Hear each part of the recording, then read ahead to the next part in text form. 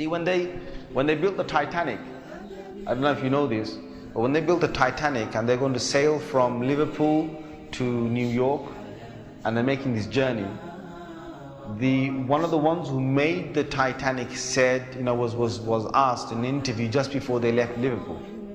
He was asked, do you think this whole ship can actually sink in the ocean? And you know what he said? This Jabbar, this tyrant said. He said that even if God wanted to sink it, he couldn't sink it. This is in their record. This is in the media. This is you dig it up, you find it. He said even if God wanted to sink it, he wouldn't be able to sink it. So they went. They went on this cruise liner, this ship, and they sailed across, and they got somewhere near to the, on the Pacific side, and it was night time. They're all having a wonderful time on the ship. These are the wealthiest people who can afford this. Can you imagine? They're the wealthiest people who can afford this. And the luxuries on this Titanic, there is nothing like this in the world. So what happened is, this night time, it's, ahead is a bit of mist, right? Ahead is mist. And they all know that in this freezing weather, there can be icebergs that are, they're like mountains from the seabed that rise up. They know this. But Allah's got their hearts in His hand. So He makes the sailor of this ship say, nah, don't worry. You guys have a nice time. Don't worry. Yeah? Don't worry. Titanic. What's an iceberg going to do to Titanic? An iceberg will break.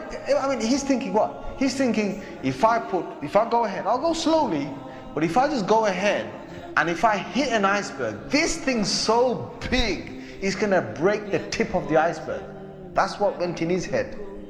Allah made him believe that. So they went ahead in the night time, and it came across and it hit. And before he went ahead, some of his other sailors said to him, it's not safe.